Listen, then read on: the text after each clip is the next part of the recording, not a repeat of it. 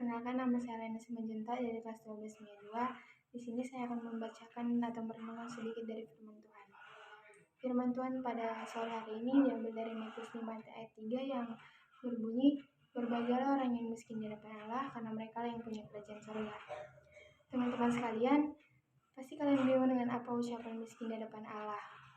Itu adalah apakah kita harus miskin di hadapan Allah dulu biar bisa kita masuk surga? Enggak. Nah, pertama-tama di sini saya akan menceritakan sedikit perjalanan Yesus menyampaikan perkataan tersebut. Pada saat Yesus sedang duduk di bukit, dia diikuti oleh beberapa pengikutnya dan beberapa orang-orang Farisi juga yang mengikuti dia karena mereka ingin tahu dan pengen mendengarkan apa isi dari khotbah yang ingin disampaikan Tuhan. Karena mereka melihat mujizat-mujizat yang dilakukan Tuhan itu sangat dahsyat dan sangat membantu bagi orang-orang yang susah seperti menyembuhkan orang yang buta. Nah, sesampainya Yesus di bukit, dia mengatakan, "Berbahagialah orang yang miskin di hadapan Allah, karena mereka lah yang punya kerajaan surga." Miskin di hadapan Allah bukan berarti miskin dengan harta kekayaan, kekuasaan, jabatan, maupun apapun. Miskin di hadapan Allah adalah orang-orang yang mau rendah hati, orang-orang yang lemah, orang-orang yang tak berdaya, orang-orang yang mau menyerahkan sepenuh hatinya dan sepenuh dirinya itu kepada Allah.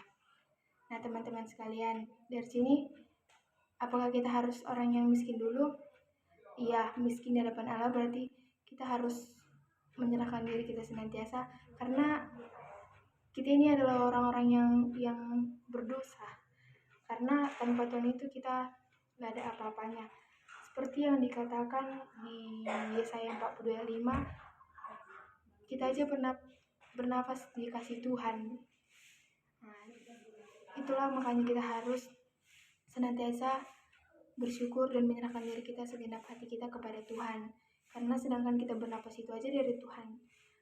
Nah, saudara-saudara sekalian, pasti kalian juga bertanya-tanya, miskin di hadapan Allah itu harus bagaimana gitu. Miskin di hadapan Allah seperti tadi, kita kalau misalnya mau melakukan sesuatu apapun, kita tuh harus minta pertolongan Tuhan. Jangan kita membawakan apa yang dikatakan hati kita sendiri, yang keinginan kita, tapi berdoa dan percaya segala yang kita perbuat itu pasti ada jalannya yang dikasih Tuhan. Itu karena dan miskin di hadapan Allah kebalikannya adalah kesombongan. Seperti yang dikatakan di Amsal 16 ayat 18 mengatakan, "Kecongkakan mendahului kehancuran dan tinggi hati mendahului kejatuhan." Kalau kita tinggi hati itu saat saja kita itu, tetapi nanti kita bakal jatuh, bakal ada saatnya kita itu jatuh. Tapi kalau kita selalu rendah hati, pertama kita di bawah, tetapi nanti suatu saat kita akan dibantu Tuhan bangkit dan meraih apapun yang kita inginkan. Itu teman-teman sekalian. Miskin di hadapan Allah itu lebih dari apa-apa yang kita pikirkan. Lebih dari kita pengen ini, pengen itu, pengen ini. Tapi kalau kita selalu senantiasa bersama dia, selalu kita minta pertolongan dari dia, kalau kita itu sebenarnya ini orang yang nggak tanpa dia itu tidak ada apa-apanya, gitu teman-teman. Jadi itu tuh harus mau merendah hati kita senantiasa gitu, karena dia aja rela, Tuhan aja rela mati di kayu salib untuk menolong kita anak-anaknya. Nah, lalu apa yang harus kita lakukan? Kita sebagai umat Allah diundang untuk mari membangun hati yang miskin di hadapan Allah. Hati yang mau berdoa, menyerahkan segenap hidup kita kepada Allah, karena apa yang kita lakukan itu senantiasa balik lagi kepada Allah. Karena kita hidup untuk Allah dan mati juga untuk Allah, karena dialah yang menyelamatkan hidup kita. Amin.